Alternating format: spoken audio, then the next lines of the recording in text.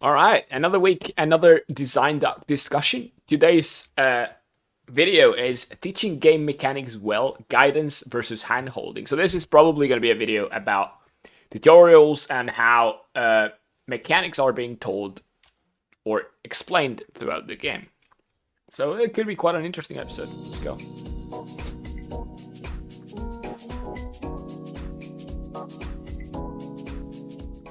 We can see a good example Every there. designer eventually has to solve the same problem.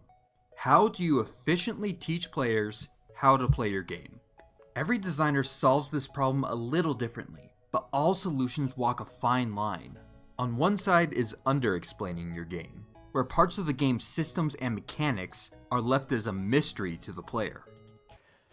Yeah. So what I wanted to say is like previous some previous videos we talked about like how to convey how items, enemies, and stuff like work, and this is part of the same topic in the sense that we talked about how if you see lava or you see some kind of surface that you cannot touch, you have to make it sure that it works, and that is make sure that the player from just looking at it knows that if he touches it, he loses health or he dies or whatever. And this is a big part of the topic today, which is teaching people mechanic, and all of it comes down to how you show different things. Although this can be used to great thematic effect like in the Dark Souls series, it's pretty unusual to see. Much more common is the other side of the line. The over-explanation, the hand-holding tutorial, the mechanical training wheels. The flashing neon solution. We've all had those moments in games like Pokemon or Zelda where we come across a section where we understand what to do and how to do it, but the game interrupts us to explain obvious things with long text boxes and choice-free tutorials, becoming more of a wet blanket on the game's pacing rather than a helpful guide. A game that plays itself may as well be a movie, but a game that just immediately throws you into the deep end without easing you into it can be overwhelming or frustrating. And this is why I really like Valheim. So, Valheim, what it does have a very little, if I remember correctly, there it does, I think, is there like a very little tutorial about crafting at the very, very beginning? Maybe not even. I think it bounces on what people know about survival games. And then the only information that it gives you is it tells you, oh, you have to go to the swamp. Your next objective is in the swamp. That's basically what it gives you. So it gives you like a clear objective, which is what I like about it, without telling you anything else. Everything else you have to figure it out on your own. And you have to look at what kind of materials there's in the swamp, what kind of upgrades you can make from it, how to unlock the boss, what kind of little quote-unquote puzzle or what item you need for it. All of that you have to figure it out on your own. And it's actually, I really like the way that he does it. But obviously, I think the problem of that way is that if you don't know what or how survival games typically go, you're probably quite lost. And this is an issue that I don't know if they're going to tackle, but the problem with tutorials is that you have to make sure that everyone can play the game. And everyone means someone who's extremely experienced with games, as well as someone who has never played a game and this is their first game. So someone who's it is their first game, they do kind of need that hand-holding and that very specific tutorials at the beginning, but someone who doesn't, or someone who's very experienced with game, probably doesn't need any of that, or almost none. So it is always like a weird balance. The best option would always be, to give the option to the player. Does they want the tutorials, does they not want the tutorials? So you want to skip it, not skip it. But anyways, Sometimes I without digress. solid guidance, we become lost. But for the designers that can thread the needle, their works can become instant classics. Those fantastic pick-up-and-play experiences that are celebrated as some of the best that the industry has to offer. Games like Super Mario, I guess we talked about it previously as well, and it is very well designed. But the example of Super Meat Boy, I think it's a little bit unfair to put him there, because Super Meat Boy, at the end of the day, mechanically, it's very simple. You're just the learning process of Super Meat Boy at the end of the day is learning the specific level you're in, but the mechanics are always the exact same.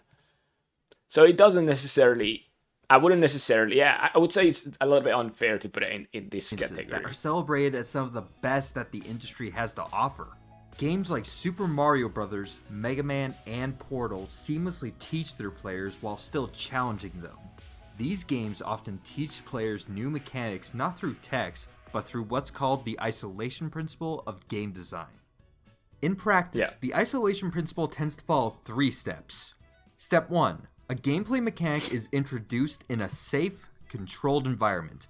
The player is usually not punished for any mistakes. Yeah, and the only thing that there is in that specific safe location is that one mechanic that you want to teach.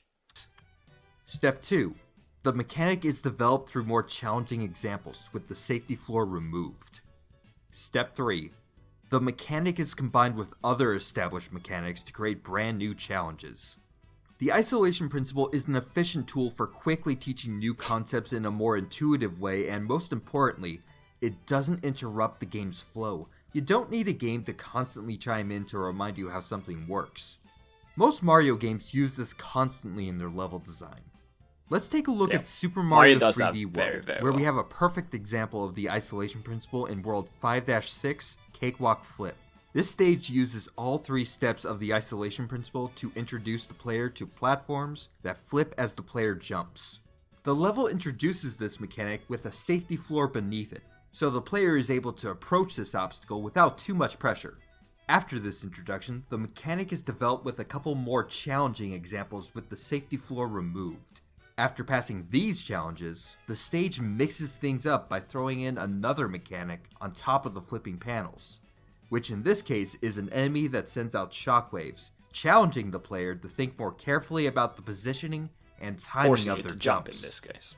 Going beyond Mario, Portal is another game that is so masterful at using the isolation principle that even though it's a game that is 90% tutorial, it never really feels like that because just like with Mario, it presents its lessons as mechanical challenges. The isolation principle... Yeah, pretty much. Like, Portal is a little bit different because, in a way, your only mechanic is the portals, right? Meaning that, and then it's just about every single level, it's about experimenting what you're given, right? A lot of them, like, especially at the beginning, a lot of them are just movement-based, but then slowly they introduce some other items. So you have a laser, right? Suddenly you have a turret, or you have a block that you have to move from one place to another.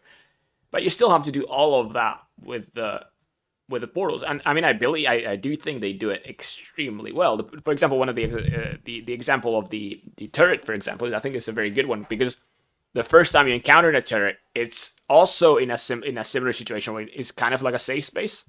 And you realize they also, I believe, show you something else getting shot by the turret, if I'm not mistaken, first. And then you have the option to you actually walk in front of the turret and see what it does. And you don't die directly, like instantly either. So it is like, it's not fully safe, but it's, it gives you a chance to react, I guess. Well, unfortunately, is not something you can just throw in without any thought. Some genres naturally make it harder to use effectively. Turn-based strategy games and RPGs usually have very complex and abstract mechanics, which makes it tougher to use. A game like Civilization, for example, might need to fall back on more basic teaching techniques, like text-heavy instructions to teach players how to play. It's tough to get statistical mechanics, like happiness or science, across to the player without just directly explaining it. I mean, what you need in games like Civilization is not necessarily a big, long tutorial. It's more if everything should have the description of how it works and what the effects are, and if you can make them, look actually like in game. For example, you hover the placement of an object on a tile, and it gives you exactly. If you place it here, it's gonna give you plus 10 food, and it's gonna make it -1 happiness to the thing next to it, or whatever stuff like that. And it directly gives you that, and then it's more of a process of learning yourself slowly how to do the better strategies, and not necessarily how to learn how to play the game. Playing the game in essence is quite simple. But yeah, and the RPG, I think it is a good example of things that are very difficult to teach. Because the problem with RPGs, like I'm making an RPG right now as well, like a JRPG, and the problem with those games is that every developer wants to incorporate their own spin to the turn-based system, to like the different effects that you can have, the different attacks that you can have, the different stuff. And even for someone who's experienced with the genre, he has to adapt to the game you're making, and you have to be able to teach that player the differences, right? What is bleed in your game compared to bleed in other games, for example, and that tends to be like the very complex part where you have to very much reteach the mechanics to everyone. Uh, and then, of course, you have to make sure that not only someone who's experienced with RPGs can play it, but also someone who is not experienced with RPGs. And that adds, a whole extra layer of it, of course. You can also completely screw up using the isolation principle if you feed mechanics to the player too slowly and hold back the interesting parts for too long. Case in point, Final Fantasy XIII. Final Fantasy XIII is the poster child for too much handholding. It's infamous for its aggressively linear nature, to the point where some actually label it as Final Hallway 13. Now, you'll often hear fans say that FF13 gets good after about 20 hours. Why does it take 20? Why can't it be good in the first 5? Or better yet, why isn't it good in the first hour? And why would you have to play 20 hours to start having fun? That seems like a lot. Very few games get away with taking that long to get going, and even other entries in this series don't have this problem. Even other very linear entries like Final Fantasy X. So what's so different about FF13? Here's another way to think about it. What is it that clicks after 20 hours? It turns out that that's about the point where the game finally lifts its restrictions on the player, and lets them fully use the systems that it had been slowly teaching the player up until that point. So, in the first half of FF13, there are no towns to explore, NPCs to talk to, or mini-games to play. Practically, all you can do is move forward from point A to point B. Now, that in itself is disappointing, but you can imagine that there could still be a good Final Fantasy game without as much exploration as you find in other games in the series. The game could have really focused on other aspects, like its combat system, but this too is bogged down by handholding. Combat in Final Fantasy XIII isn't like other Final Fantasy games where you select commands for individual party members. Instead, you only have full control over the party leader. Now, I say full control, but most of the time, you'll be using the auto battle command, which picks commands for you. The auto battle command does take away player agency, but the designers have tried to mix some back in through the paradigm system. As a new twist on the class job system of older Final Fantasy games, paradigms are the core of FF13's combat. Well, sure you want to explain this, but it feels like I don't need you to explain me the system of Final Fantasy 13. Paradigms are sets of combat roles that your characters serve. There are 6 roles in total, and each character is naturally built to support 3 of them. In between battles, you can save up to 6 paradigms by mixing and matching these roles in any combination. During fights, you can then pick between your 6 paradigms in accordance to how the battle is going. For example, one paradigm could be a balanced party of a warrior, a mage, and a healer. Another could be more defensive with a tank, a healer, and a buffer. Or an all-out offensive paradigm could consist of 1 warrior and 2 mages. Micromanaging characters isn't the focus of FF13's combat. Rather, it's about the broader combat strategies through the paradigm system, which puts a ton of importance on who out of the main cast of 6 to bring to each fight, and which roles they should have. Once you see that depth and complexity and start playing around with the system, Final Fantasy XIII's combat can be surprisingly fun and strategic. But the paradigm system only works when you are working with a full party of 3. Early on in the game, the story forces you into parties of 2, and later, even when there is a party of 3, it keeps you from swapping out members of the party, which really limits your options. And when is it that you regain full control over your party? About 20 hours in. No experimentation means no choice, and no choice means enemy hordes that does seem weird. Boring to fight. Like, I understand that throughout this story, you're gonna, like, quote-unquote, unlock characters as you go, but you should just keep unlocking characters, and that's basically it. So we start with 1, then you add a 2nd, then you add a 3rd, and then you add a 4th, and then you have already a chance to actually switch things up. For 20 hours. That's insane. It is pretty I wouldn't insane, yeah. exactly call the combat simple to understand, so it does make sense that the first couple hours would restrain the player's agency. Well, it doesn't But the seem system that isn't so complex crazy either. that it should take that long for the game to give you full control, which makes Final Fantasy XIII a tough game to stick with while its story gets up to speed. Restricting gameplay systems is just one form of handholding. Sometimes making a solution to a problem too obvious can be just as bad. This happens all the time, even to the best of games. So, let's take a look at how very obvious solutions can affect the Zelda series. Now, most 3D Zelda games are actually very good about teaching you concepts through gameplay, but they can Zelda also do games this to a are fault good. as they don't really challenge you to think outside the box. Most 3D Zelda games are infamous for the use the dungeon item to win problem. This is especially common with boss battles, particularly those in Twilight Princess and Wind Waker. Let's just say if boss battles are meant to be a game's big test, then too many Zelda bosses forget to hide the answer sheet. A boss with an obvious weak spot in itself isn't the problem. The bosses in the Dark Souls series are rarely about figuring out exactly how to hurt them and more about learning their patterns, properly timing your attacks, and positioning yourself. But Zelda's The also, difference to is some in the extent, player's obviously execution. to a lesser extent than the Dark Souls, but it's still like kind of the same. You know, still have to avoid their enemy attacks and stuff. Even though you know you had to hit the tentacles with the boomerang or whatever, like it's still about knowing when to do it and like learning a little bit of the patterns. Obviously, you know, it's not Dark Souls, but still. Most Zelda bosses are treated more like puzzles than actual battles. But is that bad though? Like, I would not necessarily go Attacks are and easy to say that dodge that's a and bad rarely thing. do much damage. So it's less about execution and recognizing patterns, and more about solving the puzzle of getting to the boss's weakness. But that's like Zelda games in general, isn't it? Like Zelda games at the end of the day, it's like an adventure. It's a story adventure puzzle game.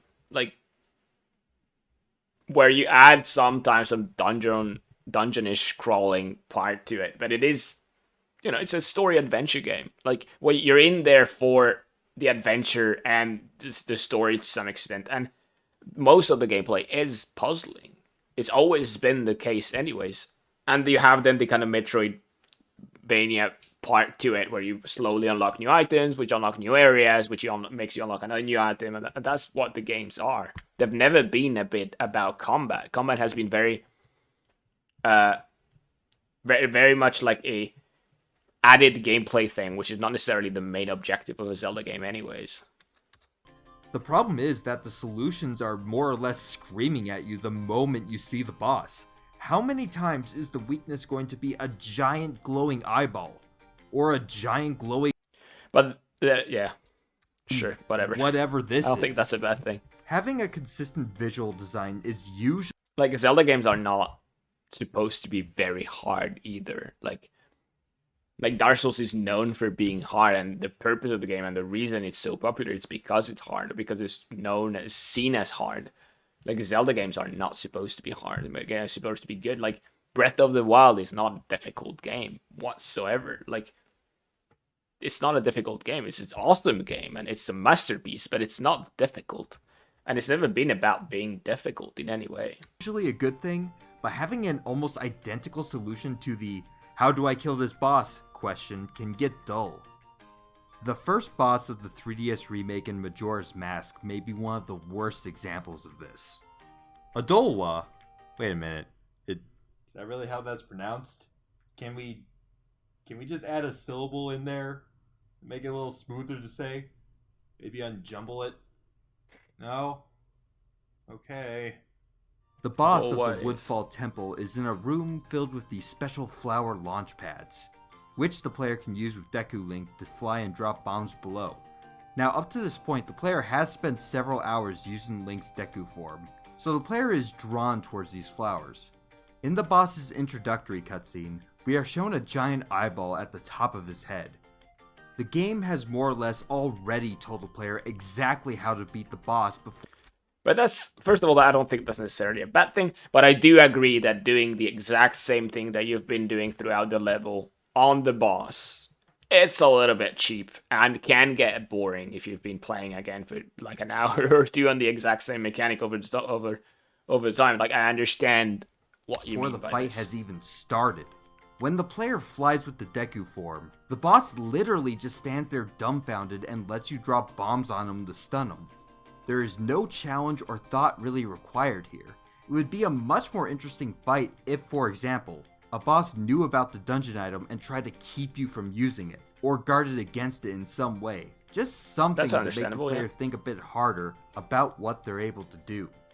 I guess maybe adding like a distraction mechanic first before having to jump. That is like, sure, that could be nice. So, providing guidance requires a delicate touch. Give too little information and the player can become totally lost. Flood the player with information or hold the player's hand too much, and it takes away the satisfaction of discovering a game's complexity. The designers who figure out how to strike that balance can make a great game just Sure. that much better. So like I agree with what he's saying. But I think it just barely scratches the surface of what the topic is. Like I understand, like for being like a 10, it shouldn't be for me. This shouldn't be a 10-minute video. Like there is too much to say about the topic to do it in 10 minutes. Especially if you spend like 5 minutes talking about the mechanic of the one specific game. But yeah, I think the main takeaways from this is that, well, it's kind of what I said at the beginning, where it's difficult to strike a balance because you want to make sure that everyone can play your game. But the ideal thing is figuring out a way that to make the player figure out the mechanics themselves instead of having to explain the mechanics to the player. And what most games do is that they use common practice things in video games. And that is actually an issue for people who try to get into games because that is something that is being used a lot. Like most games nowadays, they assume you know a little bit about how to play games, that you've played games, that you know how the type of mechanics usually work, etc. And they don't teach them, and they don't even have that kind of design thought so that you learn it yourself. So then people who try to play games, modern games, they will probably get lost. And then if the developers do the opposite, they try to actually teach it, people who actually usually play games are going to get bored and are going to think that there's too much hand-holding. Actually, like I saw, as I was watching a stream the other day about someone playing God of War Ragnarok, right? The game just came out. And he was just playing like a kind of puzzly area. And you had basically a narrator, a voice that was constantly telling you what to do. Every single action you did, it was followed by a comment on how to do the puzzle, or a hint toward how to do the puzzle. Like, oh, you should look at the hills over there, or you should maybe take a look at that thing. And that was, I like the streamer was getting annoyed, and I was getting annoyed as well. It's like, what's the point? Like, give a little bit of freedom, and like, I understand that you might want to help the player, but do it more subtly and do it less often. Like maybe let the player do 5 actions and then give him a hint, then let him do another 5 actions and then let him a hint again. That felt like very weird. But yeah. And I don't necessarily think that God of War games are too complex either for the most part. But anyways, yeah, I mean, like always, this is very little time to talk about this kind of topics. It always goes so far. You can always get so many examples and things to talk about inside of that thing. And arguably, like, this video ends up going in tangents more than actually tackling the topic a little bit. I think it tackles the topic a little bit less that you could hope, but it's a good video nonetheless. Good ideas. So anyways, that was it. Thanks for watching, and see you